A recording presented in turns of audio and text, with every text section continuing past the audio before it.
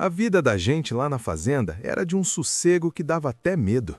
Meu pai, seu Abraão, era a figura mais respeitada daquela região do interior de Minas. Um homem de fé inabalável, daquele tipo que não pisa em falso, sabe? A gente tinha tudo, a terra, os bichos, minha mãe, Dona Sara, que era a alegria da casa, e eu, Isaac, o filho que ele esperou a vida inteira. Acontece que a fé, quando é de verdade, não é feita só de abraços e fartura. Ela é feita de prova, de teste de fogo, daquele que te coloca de joelhos e te faz duvidar do chão que você pisa. Eu tinha uns 17 anos, forte, moço, ajudando na lida. Numa manhã, antes mesmo do sol rachar a terra, meu pai me chamou.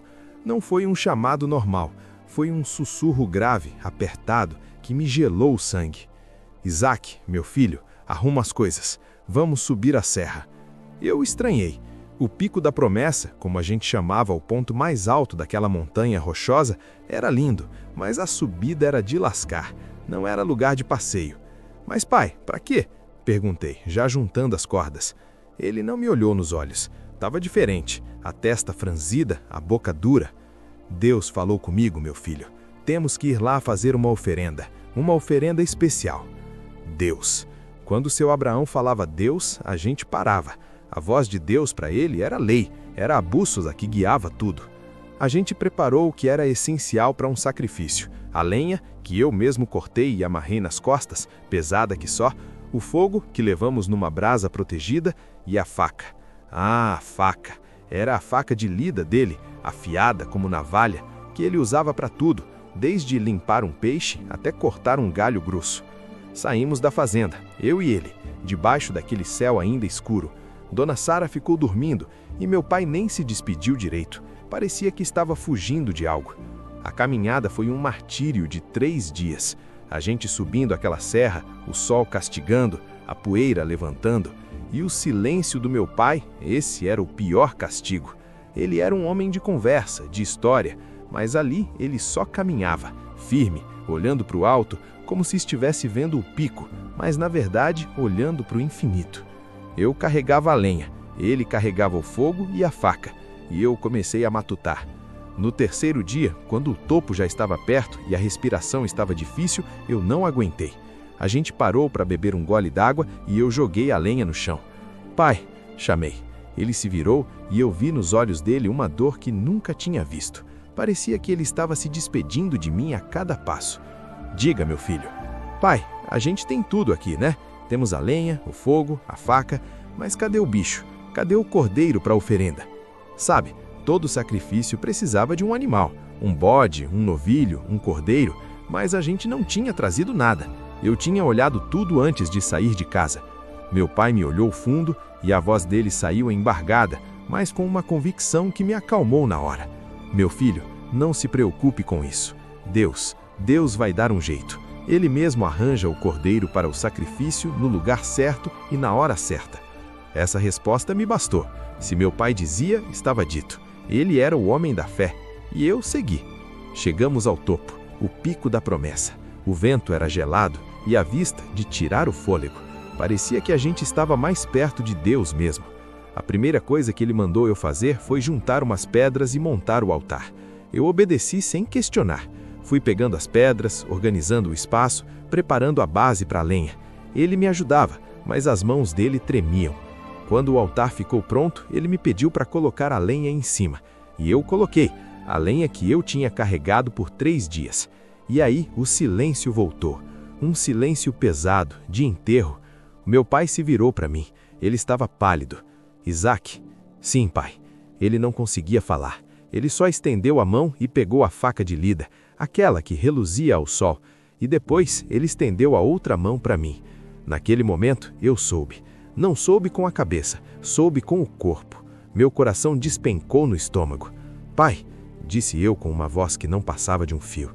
Ele me puxou para perto e me abraçou. Foi um abraço apertado, desesperado, de despedida. Meu filho, a ordem de Deus é clara. Ele me deu você, o filho da promessa, e agora ele está pedindo você de volta como prova da minha fidelidade. Eu fiquei paralisado. Eu era o cordeiro. A vítima que faltava era eu. Seu Abraão, o homem que me ensinou a amar a vida, estava pronto para me tirar dela. E o pior, ele estava pronto porque a fé dele era maior que o amor que ele sentia por mim. Ou talvez a fé dele era o amor por mim, um amor que confiava que Deus faria o certo, mesmo que o certo parecesse um pesadelo. Ele me olhou nos olhos e disse: "Não tenha medo, Isaac. O Senhor sabe o que faz." Eu não gritei, não chorei. A obediência que eu tinha para o meu pai era tão grande, tão enraizada, que na hora do terror eu só me entreguei. Se meu pai, o homem mais justo que eu conhecia, acreditava que aquilo era o desejo de Deus, quem era eu para duvidar? "Me amarre, pai", disse eu. Ele me deitou sobre a lenha. As cordas que a gente tinha levado para carregar a carga agora me amarravam ao altar de pedra fria. Eu olhei para o céu azul e pensei em Dona Sara, na fazenda, nos meus bois, e fechei os olhos. Eu senti o peso do corpo dele sobre mim, a respiração pesada, e senti o frio da lâmina. A faca estava suspensa, brilhando, pronta para descer. Eu estava esperando a dor final. E foi aí que aconteceu. Não foi um trovão, foi uma voz poderosa que parecia vir de todos os lados do céu e da terra, que fez meu corpo inteiro vibrar. "Abraão, Abraão!" O meu pai estacou. Eu senti a lâmina parar de tremer a um palmo do meu peito. Ele soltou um grito, não de dor, mas de alívio puro, e se levantou rapidamente.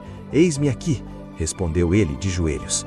A voz continuou, e era a voz de um anjo de Deus que trazia a mensagem: "Não toque no menino, não faça nada com ele. Agora eu sei, Abraão, que você teme a Deus de verdade. Você não me negou o seu único filho." O meu pai estava chorando, chorando como um bebê, com a testa no chão do pico da promessa. Ele jogou a faca longe. Eu ainda estava amarrado, mas já conseguia respirar. A tensão se esvaiu e eu comecei a tremer de frio e de susto. Meu pai veio até mim, me desamarrou, me abraçou e me queixou a testa. Ele estava rindo e chorando ao mesmo tempo. "Deus proveu, meu filho. Ele proveu." E aí a gente ouviu um barulho, um balido, um som de animal assustado. Meu pai se virou e olhou para trás, para o meio dos espinhos, daqueles arbustos secos e duros que cresciam nas pedras. Lá estava ele, um carneiro, um bicho forte, com os chifres enrolados e presos nos galhos secos. Ele estava ali, se debatendo, esperando. Deus tinha provido, exatamente como meu pai havia dito. O sacrifício que faltava não era eu. O bicho estava lá o tempo todo, mas só apareceu no momento exato, quando a fé do meu pai foi levada ao limite máximo. Nós pegamos o carneiro, tiramos ele dos espinhos, e meu pai, com as mãos trêmulas, mas o coração em paz, fez a oferenda no meu lugar. O cheiro da fumaça subiu e parecia que o céu inteiro estava em festa. Descemos a serra. A lenha estava queimada, a faca estava limpa, mas a gente não era mais o mesmo. Eu não era mais o garoto ingênuo que subiu a montanha. Eu era o filho resgatado. E meu pai, ele tinha passado no teste da vida. Ele me ensinou, sem palavras, o que significa a verdadeira obediência. Porque no fim das contas, a vítima final não era nem eu, nem o carneiro. A vítima final era a dúvida. A dúvida foi sacrificada naquele pico.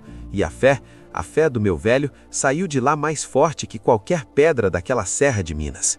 E eu estava vivo para contar a história. Sabe como é, né? Tem coisa que a gente só entende quando está na beira do abismo. E eu entendi.